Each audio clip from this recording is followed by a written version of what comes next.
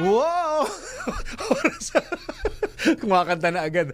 Oras mo natin sa buong Pilipinas. Ayan na oh! Ayan na oh! 3 minuto makaraan ng alas 10 ng morning. Humanda na sa mga malalaking balita. Trending viral. Pinag-uusapan sa buong Pilipinas at buong mundo. Ronda Pilipinas Headlines. Narito na ang mga headlines sa Ronda Pilipinas. Ronda Pilipinas. Outgoing Secretary Cesar Chavez kinumpirma na si Jay Ruiz na ang magiging susunod na kalihim ng Presidential Communications Office. Ronda Pilipinas. Pamahalaan, gumastos na ng mahigit 200 milyong piso para sa mga nahuhuling dayuhang POGO workers. Ronda Pilipinas. Desisyon kaugnay sa disqualification case na inihain laban sa pamilyang Tulfo, inaasang mailalabas sa susunod na buwan ayon sa COMELEC. Ronda Pilipinas. Balita mula sa ibayong dagat, kalusugan ni Pope Francis bumubuti na ayon sa Vatican. Ronda Pilipinas. At para sa ating balitang babalakasan, weightlifting muling isasama sa palarong pambansa 2025. Ronda Pilipinas. Ex ni Carla Estrada na si Jam Ignacio nagmamakaawa sa paghingi ng sorry kay Jelly Au. Ronda Pilipinas. At malapit na naman ang weekend, uulanin nga ba ang ating 2-day break? Alamin sa live weather report ni Gia Rafael. Ronda Pilipinas. Madalas mag-cutting trip ang mga PUV sa lugar ninyo. Alamin ang kaparusahan nila sa NBI. Nako, bawal ito. Ronda Pilipinas. At sobrang paggamit ng mga gadget. Sabi nila nakakaputok daw yan ng utak. Mamaya alamin natin sa LPI. Let's prove it. Ronda Pilipinas. Bukod sa patuloy na paglaban para sa karapatan ng mga manggagawa, meron na rin bang kontribusyon ang Diwa Party List para sa kalusugan ng mga Pilipino? Mamaya alamin natin sa Siyasat presents DWIZ Track Record Report. Ronda Pilipinas. Ang mga malalaking mga balita, ang mga matitinding mga pinag-uusapan, ang mga maiinit at pinagtatalunang mga issue. Lahat hagip, lahat malalaman. Hindi lang sa buong Metro at Mega Manila. Kasama na ang buong Pilipinas. Hahagupit na ang mga malalaking issue sa Ronda Pilipinas. Live na live sa DWIZ AM Metro at Mega Manila. Naka-live din sa DWIZ News FM Regional Stations. Naka-live din sa Radyo Ronda AM Radio sa Pilipinas. Live ding mapapanood sa Aliw 23 Free TV. At naka-live din sa lahat ng DWIZ Digital News accounts, Facebook, YouTube at DWIZ News website. Ronda Pilipinas. Wala nang mahuhuli sa balita. Wala nang maiiwanang issue na hindi mo alam. Ngayon, updated ka na sa Ronda Pilipinas. Kasama si Dennis Antenor Jr. Ronda Pilipinas.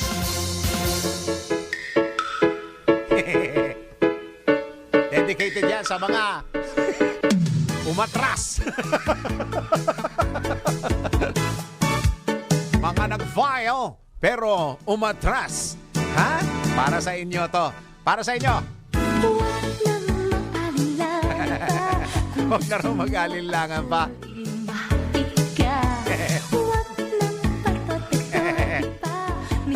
Pangit ang tao. Okay. Panawagan ng NFA sa mga LGU. Pwede na kayong kumuha ng mga bigas para sa mga kababayan natin. Ha? At ang sabi ng NFA, pwede nyong ibenta yan hanggang Magkano ba? 33 lang ba o hanggang 35? Paki-check mo nga nakalimutan ko tuloy yung aking binabasa kanina. Kung magkano ang pwedeng ibenta ng LGU sa mga kababayan nila ng bigas na manggagaling sa NFA. Kung 33 hanggang 33. Ang alam ko, makukuha nila ng 33 tapos pwede nilang ipasa hanggang 35 pesos. Okay? Doon sa mga kababayan natin. Hoy! Doon sa mga kababayan natin, ha? Pagka bumili kayo ng mga sako-sako, huwag nyo ibebenta. Baka ibenta nyo yan. Kasi merong di ba? Merong mga LGU, syempre kahit papaano, yan po ay gagawin nila na parang supot-subot per kilo. So, ibig sabihin, yung logistics niyan, ipapatong nila doon sa presyo ng bigas. Pero, meron hong mga LGU na hindi na magpapatong. Syempre, mayaman kami. May problema ba kung mayaman kami? Ha? Ang example dyan, ang San Juan. Sa San Juan. Hindi na raw magpapatong si Mayor. Kung ano yung nabili nila doon sa NFA, yun na mismo ang ipapasa nila sa mga kababayan natin. Ala ng patong. Ano problema? Mayaman kami. Oo, so ibig sabihin, kaya ng balikate ng LGU yung logistics, yung mga yung truck na kukuha, yung dadalhin sa bodega, yung bodega mismo rerentahan, yan ho ay ibabalikatin na ng LGU. Tama ba? 35? So hanggang 35 lang po ang pwedeng ipasa sa mga kababayan natin. Kukunin nyo ho yan ng 33. Tama ba? 33. Kukunin sa NFA. Tapos ipapasa sa mga kababayan natin hanggang 35 pesos lang. O doon sa mga kababayan natin, hanggang 35. Ibig sabihin, ilagay na ho natin sa isip natin na may mabibili tayong bigas na 35 pesos. Okay? Ang laro lang dito ay pabilisan ng LGU. Oo, so kung ang mayor ninyo, papatay-patay, wala hong makukuha yan. Dapat mabilisan. Kung ang mayor ninyo, busy dahil sa paglalagay sa mukha niya at meron siyang pinaispalto na iskinita, ay wala mangyayari sa inyo dyan. Lalo na dito sa dinadaanan ko araw-araw. Huy! Lalagay mo pa yung mukha mo pag na ispalto na kaunti.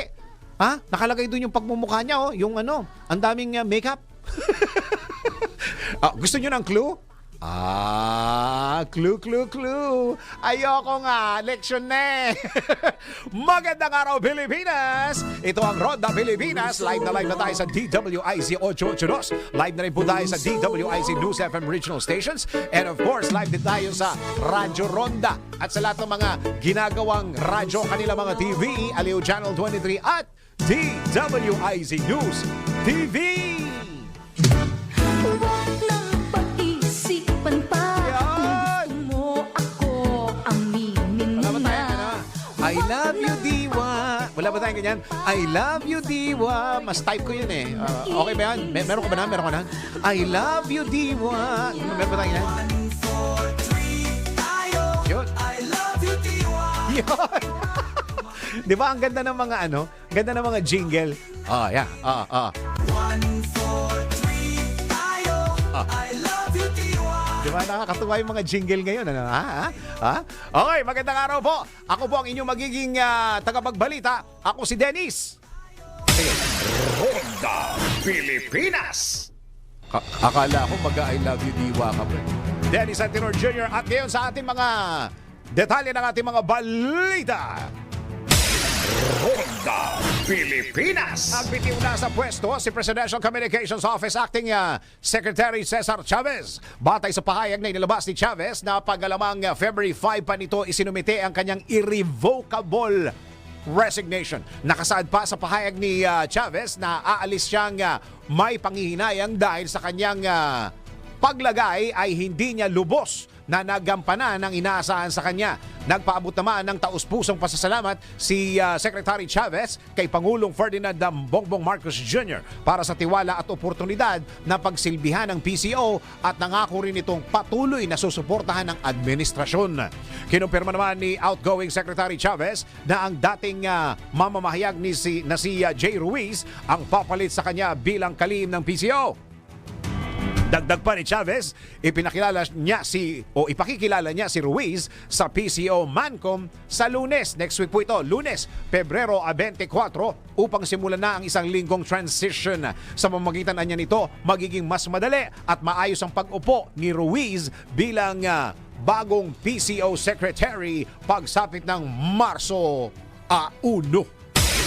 Ronda Pilipinas. Samantala, umabot na sa tinatayang 210 million pesos ang nagastos ng Presidential Anti-Organized Crime Commission pamahalaan para sa mga nahuhuling dayuhang POGO workers. Ito'y ayon kay PAOK spokesperson Winston Casio. Sa panayam ng DWIZ mula nang magsimula ang raid ng ahensya noong May 2023. Pumapalo na anya sa 35 million pesos kada 4 na buwan ang ginagastos ng pamahalaan sa paghahabol sa mga foreign POGO workers. Ang budget na inilalaan natin sa bawat operasyon sa loob ng 3 to 4 months na operation po magmula sa pre-op hanggang doon sa actual deportation. In between that, yung mga pakain, kuryente, ilaw, lahat-lahat, paggamot, pagpapadala sa ospital, dentista at kung ano-ano pa man. 4 na buwan po yan. At inaabot po tayo ng 35 million per 4 months na operation po niyan. So kung nagsimula tayo noong Mayo 2023, ang komisyon ay gumastos na po ng humigit kumulang 210 million pesos. Kasama yung operasyon sa ngipin? Pati dental? Kumpiyansa naman ang PAOK na mababawi ng pamahalaan ang halaga ng ginastos nito upang tuluyan ang mawala ang mga POGO sa Pilipinas. As of the moment, we have so many real estate properties that are under litigation and under civil forfeiture. Ilang mga sasakyan din po, ilang mga cash na kasalukuyan pong nasa mga kustodiya ng mga korte kung saan dinidinig yung mga kaso. So, kung matapos itong tinatawag na market valuation ng Anti-Money Laundering Council, kasi inventaryo, they have already been mandated to do an inventory, bilangin at magkaroon ng market valuation, kami ay confident na abutin ito ng billion-billion. Yan po ang tinig ni PAOK spokesperson Winston Casio sa panayam ng DWIZ. Si Dennis Antenor Jr. Ronda Pilipinas. Samantala, tanggap po tayo ng isang report. Gobyerno gumagastos ng 35 million pesos kada 4 na buwan sa... Yun na nga yun, di ba? Yun na yun, di ba? Oh, nahuhuling POGO workers. Yun, di ba? Yung report ni ito, yung isang item, yung susunod na report na lang natin. Oh, yun yung laman ng report ni Gilbert, di ba? Okay. Sunod na report natin.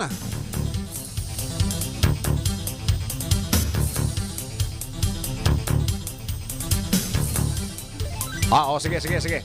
Samantala, sa ibang balita, inaasahan ng Commission on Elections na maglalabas na sa susunod na buwan ang desisyon hinggil sa disqualification case laban sa pamilya Tulfo. Sa panayam ng DWIC, sinabi ni COMELEC Chairman George Erwin Garcia na mag-i-issue ng summon ngayong araw ang First Division upang pasagutin ang pamilya Tulfo kaugnay sa disqualification case na inihain ng lawyer at broadcaster na si Virgilio Garcia. Kabilang sa mga respondent, sina senatorial candidate ACT-CIS Representative Erwin Tulfo at broadcaster na si Ben Tulfo. Gayun din sina ACT-CIS Representative Jocelyn Pua Tulfo, Quezon City 2nd District Representative Ralph Wendell Tulfo at Turismo Party List nominee Wanda Tulfo Teo.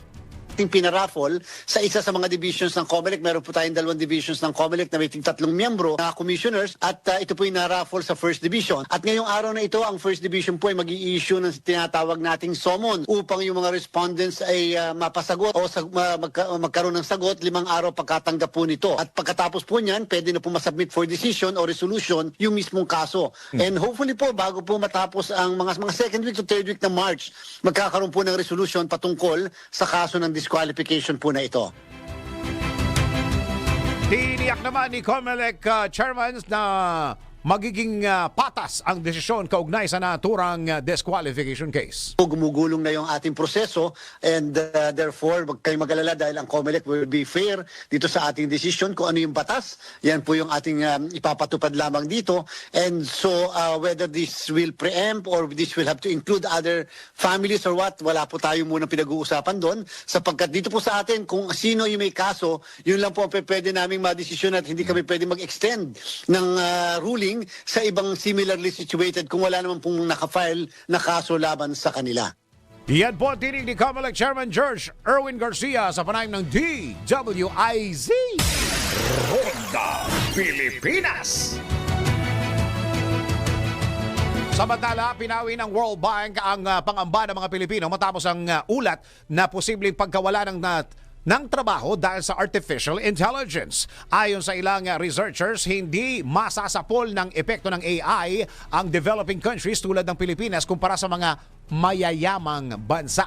Mas limitado niya ang epekto ng makabagong teknolohiya sa labor market ng mga bansang mababa ang kita dahil mas maraming trabaho rito ang nangangailangan ng manual labor at interpersonal interaction, mga gawaing hindi madaling palitan ng AI. Dagdag pa rito ang kakulangan sa kuryente at internet.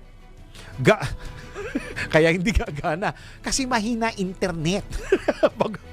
Ewan ko kung good news to Bagamat may mga trabahong maaaring maapektuhan, nilinaw ng World Bank na hindi ito nangangahulugan ng agarang pagpapalit ng tao sa trabaho. Sa halip, maaaring palakasin ng AI ang productivity ng mga manggagawa. Mahina nga internet. Gagawin natin. Para naman mapaghandaan ang future ng AI sa bansa, hinimok ng mga eksperto ang gobyerno na palawakin pa ang access sa internet at kuryente. Ayan. Pagtuunan ang AI augmentation sa halip na automation at gamitin ang AI upang mapabuti ang serbisyong palipunan tulad ng edukasyon at kalusugan. Si Dennis Antenor Jr. Ronda Pilipinas. Ano gagawin natin pagka yung mga AI, kaya pala hindi magiging effective ang AI dito sa Pilipinas dahil sa mahina ang internet natin dito sa Pilipinas. Kahit anong ganda ng AI mo, kahit anong lakas, kahit anong sophisticated na design ang meron ng AI na yan, wala yan sa Pilipinas. Wala yan dahil mahina internet namin dito. Ano ba naman yan? Okay, alamin na natin ang magiging weather for today and the coming days. Pinakahuli, pinaka-latest, pinaka-napapanahon. Whether we like it or not, ito ang magiging DWIZ Weather Report. At alamin natin ang weather report. Kasama natin si Gia Rafael. Hindi ka ba giniginaw dyan? Nakatama yung aircon dyan. Giniginaw. Wala akong choice. Ang lamig. Ano, gusto mo? Kuha tayo ng yayakap sa'yo. Hindi, game! Weather! Ano, may tatawagin ako dyan. Yayakapin ka. Walang problema, walang bayad. Weather na tayo. Weather na. Hindi, giniginaw ko. Magkukuha tayo ng yayakap. Winner! Sabihin mo nga yung taong yayakap dito kay Gia. Gusto ko hanap ka lang dyan. Daryl! Daryl, pasok! Daryl, pasok. Okay, weather natin. Go! Game! Magandang umaga, Dennis, at magandang umaga, Pilipinas. Narito na po ang latest sa lagay ng panahon. Mula sa 24-hour Tropical Cyclone Formation Outlook na inilabas ng Pag-asa kaninang alas 4 ng umaga, good news dahil wala pong kasalukuyang binabantayan na LPA ang ahensya. Pero patuloy pa rin umiiral ang northeast monsoon o hanging amihan sa nalalabing bahagi ng Luzon. Possibly ay lalakas pa ito pero maaaring matapos na rin ngayong Pebrero. Ano ba naman? Wow, Kanina sabi mo, lalakas. O napawaw ako. Ito pala, matatapos Ilang days na. na lang matatapos. Sa bagay matatapos. Ilang araw pa ba? Mga 7 days, no? 1 week na lang. 7 days to Tapos go na before matapos yung Pebrero. Kainitan na naman. Last 7 days of enjoyment Lamig. sa Yes. amihan. Sige, okay. At shearline naman ang nakakaapekto pa rin sa Southern Luzon at Visayas. At ITCZ ang patuloy na umiiral sa nalalabing bahagi ng Mindanao. Ngayong araw asahan ng heavy to intense rainfall sa Northern at Southern Samar, habang moderate to heavy rainfall naman sa Quezon, Camarines Sur at Norte, Catanduanes, Albay, Sorsogon, Masbate, Biliran, Leyte at Southern Leyte, Dinagat Islands at Surigao del Norte. Bukas naman ay moderate to heavy rainfall ang mararanasan. Doon pa rin sa mga kaparehong probinsya na nabanggit, pero kasama na ang Oriental Mindoro, Palawan, Romblon, Aklan at Capiz. Sa Sabado naman ay asahan na ang moderate to heavy rains sa Palawan. Pero bukod po sa mga pag-ulan, maghanda na Lagi rin dahil... nabibiktima yung Palawan. No? Lagi naman kasama. Laging umuulan dyan, no? Basta laging probinsya nakakapagtaka. Dahil nga sa dagat-dagat. Oo, no? Hindi, yung Palawan madalas lagi na umuulan diyan, ano? At Sorsogon. Saka At Sorsogon. Camarines Sur, lagi. Oh, no. At bukod po sa Hindi mga yan, ano? pag-ulan Hindi yan nga hanggang pala. katapusan na lang ng Pebrero. Hindi naman to. Ah, so Or hanggang magtutuloy-tuloy. ano lang to, hanggang Sabado lang tong mga to. Ah, Tong okay. outlook na to. Good, good. Yes. At ang mga pag-ulan po, hindi lang yan ang aasahan dahil maghanda na rin po sa mga possible na flash floods at landslides. At para naman sa ating 3C threat potential forecast, kasalukuyan pong walang binabantay ang aktibong bagyo sa loob ng PMD ang ahensya, at mababa rin ang tsansa na mayroong mabuong bagyo sa loob ng una at pangalawang linggo ng forecast. At naitala naman kahapon, February 19, ang pinakamababang temperatura sa Baguio City na 16 degrees Celsius. Sa Malaybalay, Bukidnon naman ay 18.8 degrees Celsius at 24 degrees Celsius sa NCR. At ang araw ay sumikat po kaninang 6:18 a.m. at asahan ang paglubog nito mamayang 6:02 p.m. At yan po muna ang aking latest weather reports, whether you like it or not. Ako po si Gia Rafael, nagbabalita ng tama, naglilingkod ng tama. Pinakahuli, pinaka-latest, pinaka-napapanahon, whether we like it or not. DWIZ Weather Report. Ronda Pilipinas. Dali. Lalagay lang natin to dito, ah. Ayan. Okay. Asa na yung ano ko? Ayan. Total, di ba giniginaw si ano? Tawag dito? Si Gia. Sabi mo magkape. Oo, para siya, lalo na yung kape na ibibigay ko sa kanya ay healthy. Oh. Kung ikaw ay coffee lover, tulad ni coffee lover ba yan siya, no? Si Gia? Gia, kung ikaw ay coffee lover, merong MX3 coffee mix just for you. Ayan.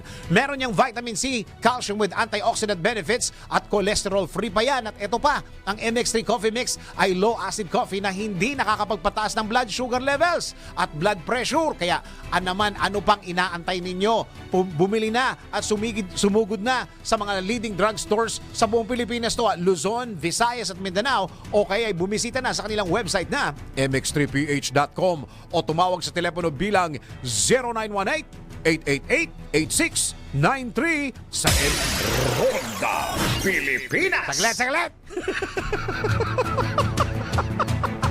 Eto ba, ilalagyan ko ng feeling to, paring winner eh. Eto sa MX3, dito ako. Bilib. Yo!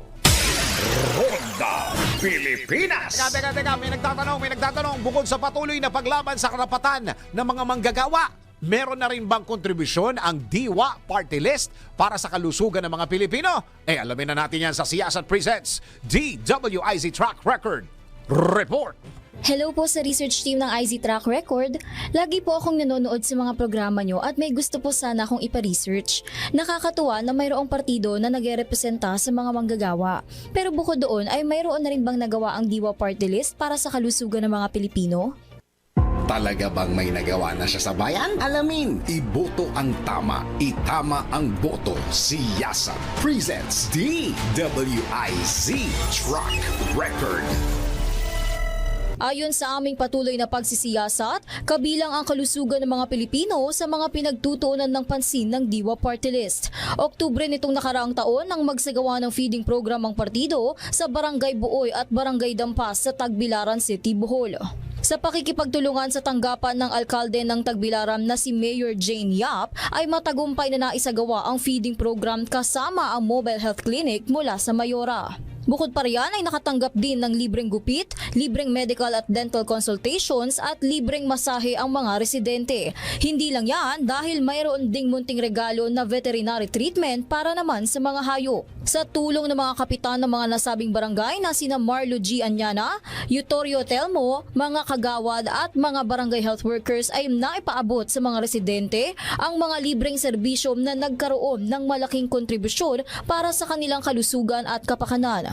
At iyan ang track record ng Diwa Party List. Para sa Siyasat Presents DWIZ Track Record, ako si Gia Rafael, nagbabalita ng tama, naglilingkod ng tama.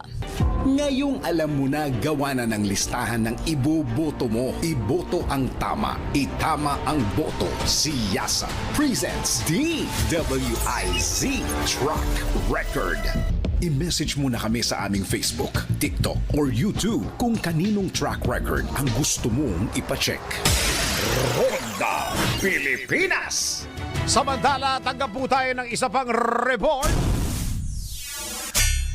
PCSO nag-turnover ng 300 na go bag sa barangay 602 dyan po sa may Santa Mesa, Manila. Alamin po natin ang report mula kay Angelo Bainyo. Namahagi ang Philippine Charity Sweepstakes Office o PCSO ng 300 go bags sa Barangay 602 Santa Mesa, Maynila bilang bahagi ng kanilang Corporate Social Responsibility Program. Pinangunahan ni PCSO Corporate Planning Department Manager Attorney Annaliza Insyong ang turnover ceremony na tinanggap ni Barangay Chairman Raymond Fajardo sa PCSO Main Office, Mandaluyong City. Dahil sa madalas na pagbaha sa barangay, malaking tulong ang go bags na naglalaman tulad ng pagkain, tubig, first aid kit at flashlight upang mapadali ang agarang paglikas ng mga residente tuwing may sakuna. Ayon din kay Attorney Insyong, patuloy ang PCSO sa pagbibigay tulong sa mga nangangailangan, lalo na sa mga lugar na madalas makaranas ng kalamidad. At yan ang report na hindi umuurong sa pagtulong. Angelo Bainyo, nagbabalita ng tama, naglilingkod ng tama. Ronda Pilipinas! Ot! Alam nyo ba na ang katumbas ng bawat taya sa Philippine Charity Sweepstakes Office o PCSO ay ikaw ang gawa? Ha! Sa bawat ticket mo, siguradong may matutulungan kang kababayan natin sa kanilang pangangailangang medikal. Dahil sa PCSO, basta kawang gawa at pagtulong, hindi kanila uurungan. Kaya palaging tandaan, ang bawat taya, may kawang gawa. Ronda Pilipinas! Ang ating oras. This time check is brought to you by Fuji Denso Home and Commercial Appliances, where you get reliable, durable, and energy-saving products. Upgrade your usual appliances to Fuji Denso HD Inverter Appliances. Fuji Denso, quality above all. Upgrade your home, upgrade your business with Fuji Denso, quality above all.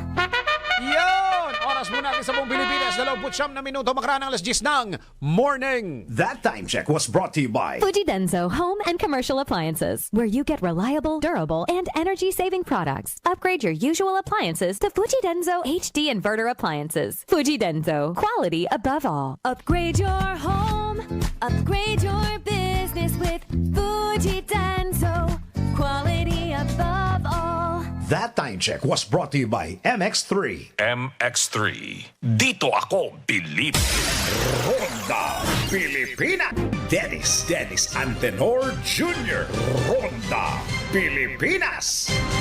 Yon! Kayo ba'y nasa trabaho ninyo, nasa eskwelahan ninyo, o kaya nasa negosyo ninyo? Baka kayo sumasakit ang ulo ninyo, ha? Sa problema pa lang sa love life, hindi pa tapos ang Feb-ibig, ha? Masakit na ulo ninyo. Minsan ho, pagka sumasakit ang ulo natin, nadadama yung buong katawan natin, Isa lang ho ang solusyon diyan, mag-Herbalaya Liniment Oil na po kayo. Dahil sa Herbalaya Liniment Oil, siguradong ginhawa agad ang mararamdaman mo o mararamdaman ninyo. Kinilalayan sila ng Asia Pacific Awards Council, Q Asia National Product Quality Business Excellence Award at Elite Business Award na siyang patunay na quality po talaga ang Herbalaya wag na ho magtiis-tiis ng sakit. Hindi na ho uso ang mga martir-martir ngayon. No.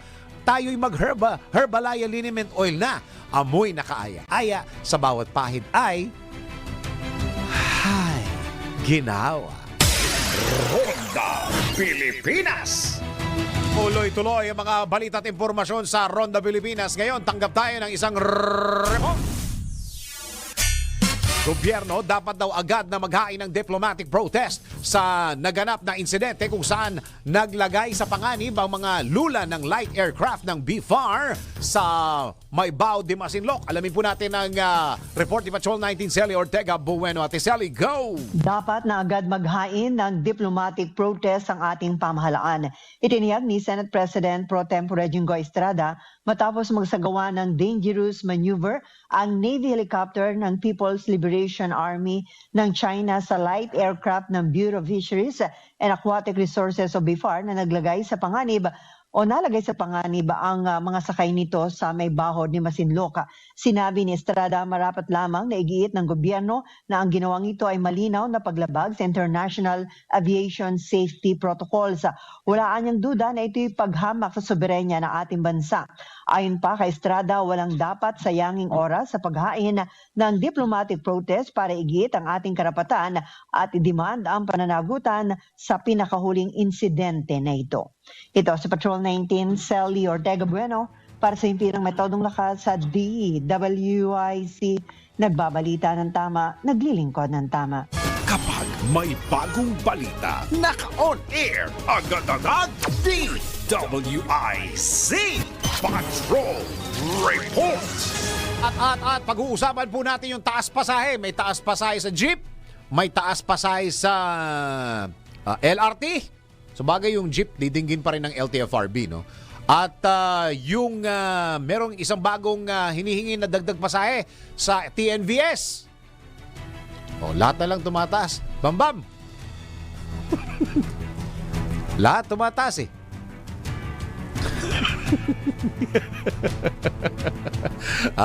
Okay. Ano po namin, kaibigan namin yan si Bambam. Lagi ko sinasabi, tumataas lahat ng pamasahe. Siya na lang ang... never mind. Nasa linya po natin ang founder ng Lawyers for Commuter Safety and Protection, si Attorney Ariel Inton. Attorney, long time no talk. Magandang umaga. Attorney. At sa lahat ng ating tagal-subaybay. Opo. Doon ho sa mga item ho namin tungkol sa mga taas pasahe na ito, isa ho kayo sa mga minimension doon sa comment.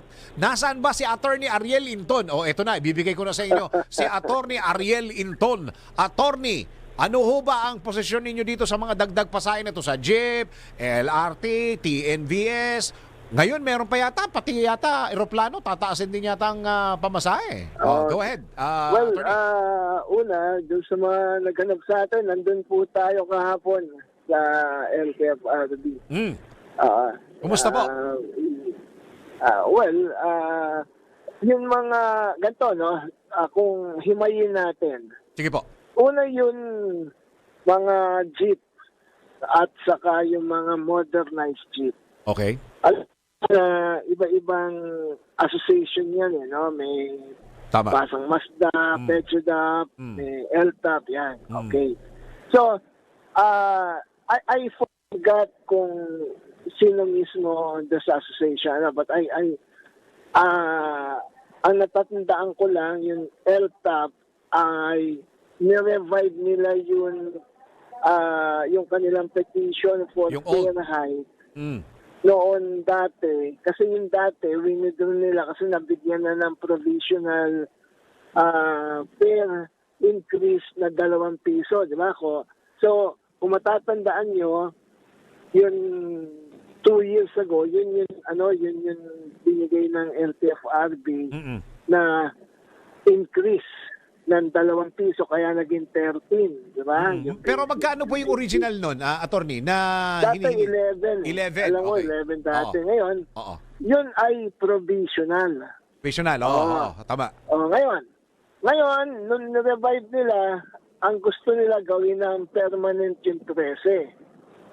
Minimum. At magkakaroon yata sila ng amendment dun sa petition nila kasi isasama na yun tinatawag nilang mga modernized jeep. Yan. Ngayon, meron naman mga ibang association na sabi nila okay na yung 13. Yan. Meron naman iba na sabi, from 13 gagawin yata 14 o 15. So, iba-iba yun kanilang gusto. petition. Oo. So, ang LTFRB ay siyempre sila ang magde-decide niyan. Pero sa tingin ko, ang isang puntos doon, on the part of the commuters, doesn't matter whether provisional yan o permanent. Basta Ang dagdag. gusto ng pasahero malaman, Oo. magkano ang pasahe Yes. at kung yan ba tataas. Ngayon, doon sa 13 ngayon, kapag pagka-greenant yung another provisional na 2 piso, 15. O natural, pag sa ating mga commuters, hindi magandang balita yon, no? We feel na yung 13 sa ngayon, okay naman yon. Okay Why naman. do we say that? Oo. Because other transport association, okay na sa kanila yung 13. So kung meron okay sa kanila na 13, so ibig sabihin, okay yung 13. Di ba? Ngayon, punta naman tayo doon sa TNBS.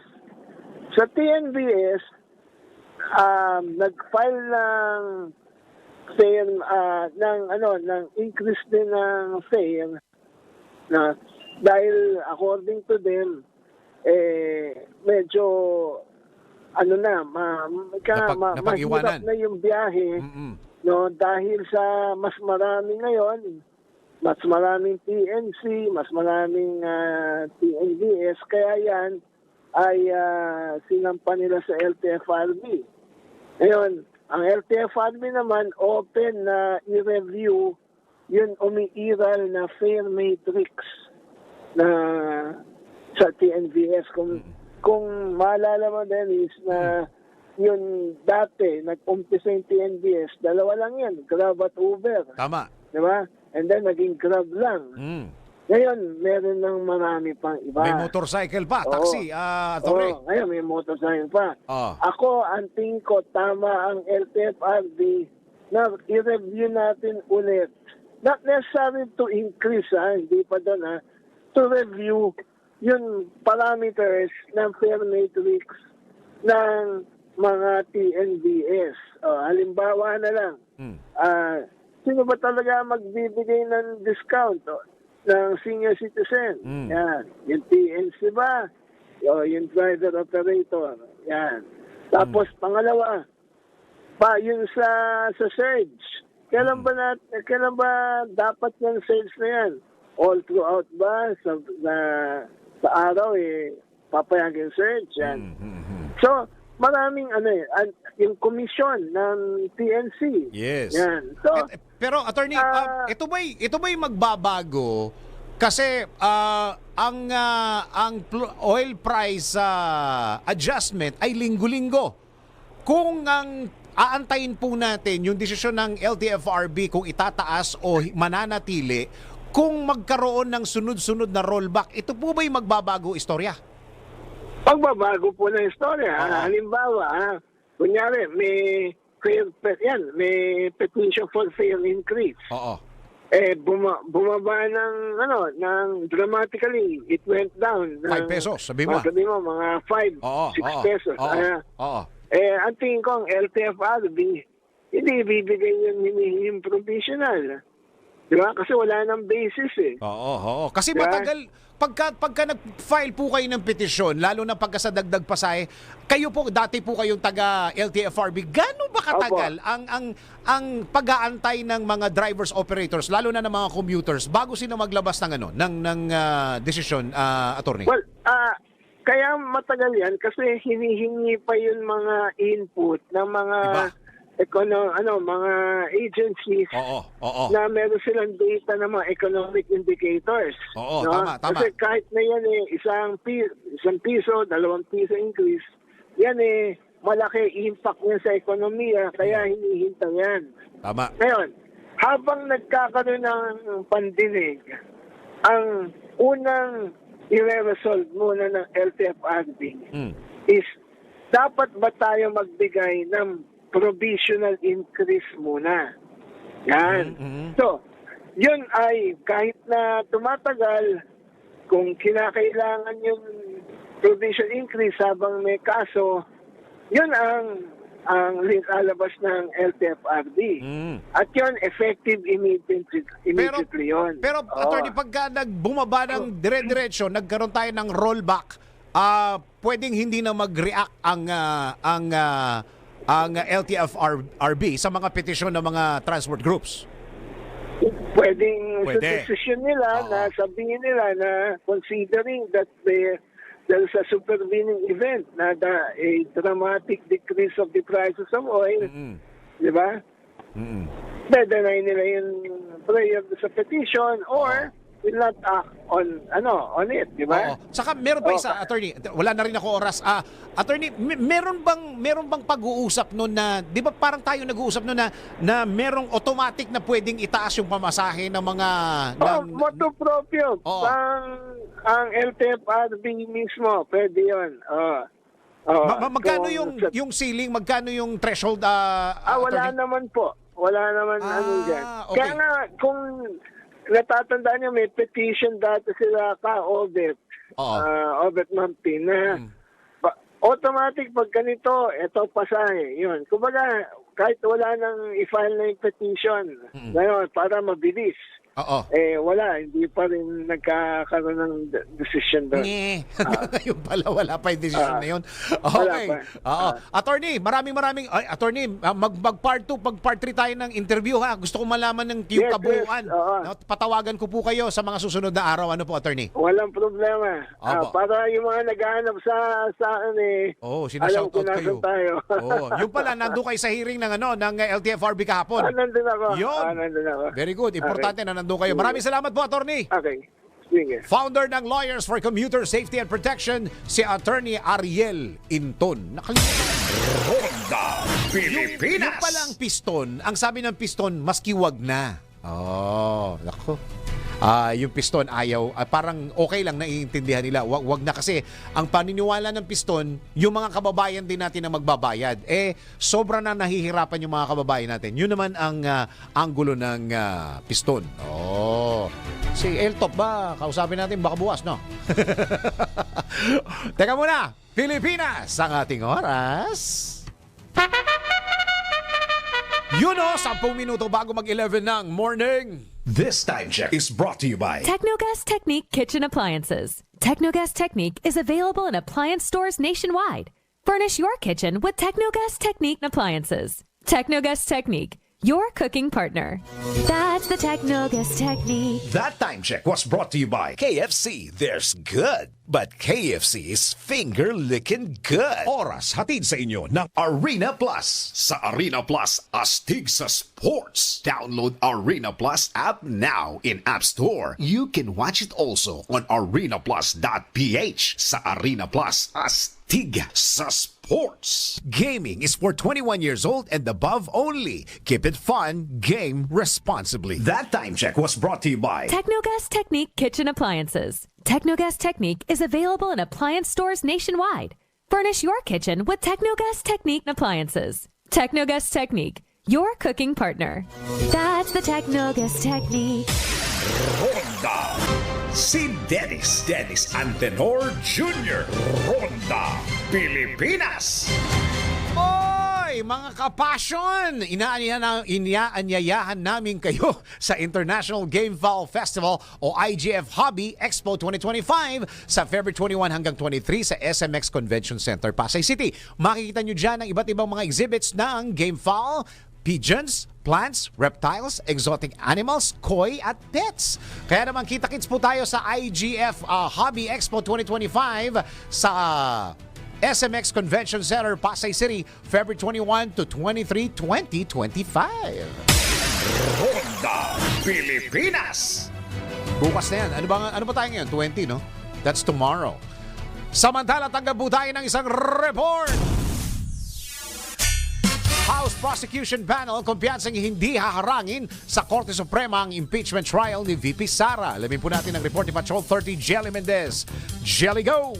Kumpiyansa ang House Prosecution Panel na hindi makikialam ang Korte Suprema sa isasagawang pagdinig ng Senado sa impeachment case laban kay Vice President Sara Duterte. Ginawa ni House Deputy Majority Leader at Iloilo Representative Lawrence Defensor ang naturang pahayag matapos lumabas sa mga balita na naghain ng petisyon si VP Sara sa Korte Suprema upang pigilan ang Senado na magsagawa ng impeachment trial.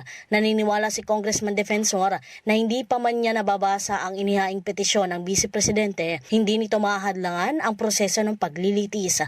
Matatanda ang bukod sa Vice Presidente, naghain din ng petisyon ang ilang mga kaalyado ng pamilya Duterte upang harangin ang pagsasagawa ng impeachment trial. Sa kabila nito ay mayroon ding naghain ng petisyon sa Korte Suprema na humihiling naman na atasan ng Senado na simulan na ang impeachment trial. Tiwala si Congressman Defensor na mahatulang guilty ang Vice Presidente at tuluyan nitong mapapatalsik sa kanyang pwesto bilang pangalawa sa pinakamataas na posisyon sa bansa. Mula sa mababang kapulungan ng Kongreso, ito si Patrol 30. Jelly Mendez nag-uulat para sa Impilang May Todong Lakas sa DWIZ. Nagbabalita ng tama, naglilingkod ng tama. Kapag may bagong balita, naka-on air, agad-agad, DWIZ Patrol Report. Alam mo, dapat pag-usapan natin yun, yung final ng mga abogado sa Korte Suprema, yung tungkol dun sa impeachment. Bakit hindi na kailangan o hindi na dapat kailangan pa na mag-pursue yung impeachment at saka kaya bang utusan ng Korte Suprema yung Senado? Co-equal yun, di ba? Bigyan mo nga ako ng isang batingaw na abogado diyan. Maski bukas, no? Pag-usapan natin yan. Teka muna, buwan na ho ng pag-ibig ngayon mga ka-Bingo Plus. May date ka na ba? Gusto mo bang tulungan ka namin to win her heart? As in, win her heart promo ng Bingo Plus, ha? With 200 million cash plus prize pool, may chance kang manalo ng cellphone, alahas at and up to 160 million pesos game credits plus kotse na worth 5 million from February 14 hanggang 27 to, ha. Saan ka pa? Diba?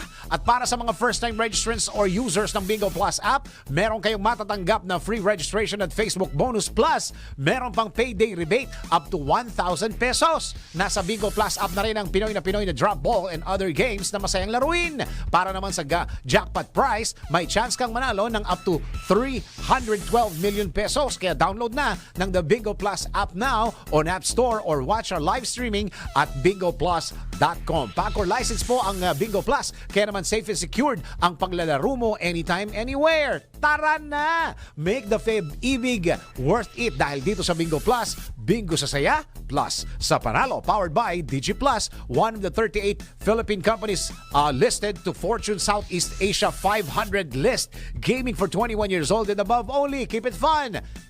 Game responsibly. Visit pagcor.ph/regulatory or email keepitfun@pagcor.ph. Ronda Pilipinas. Weightlifting muling isasama sa palarong pambansa 2025. Sports news mula kay Ian Articona. Sa mundo ng palakasan, ang latest malalaman sa DWIZ Sports News.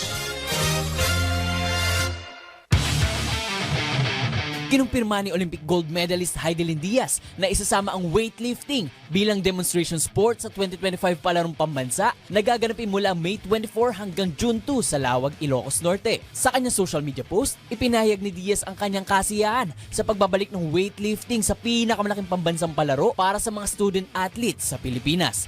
Nagpapasalamat siya sa Department of Education, Palarong Pambansa Board at Samahang Weightlifting ng Pilipinas sa kanilang suporta. Matatandaan si Diaz ang nagbigay ng kauna-unahang gintong medalya sa bansa noong 2020 Tokyo Olympics. At yan ang aking sports news. Ian Articona, nagbabalita ng tama, naglilingkod ng tama.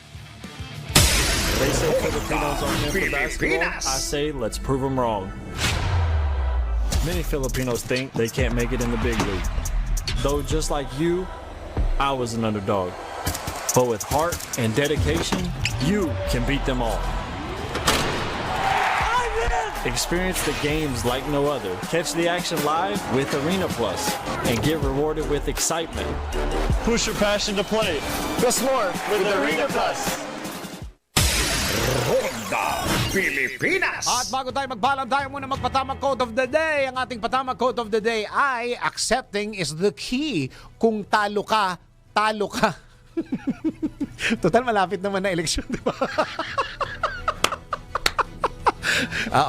sa mga ano, accepting is the key. Kung talo ka, talo ka.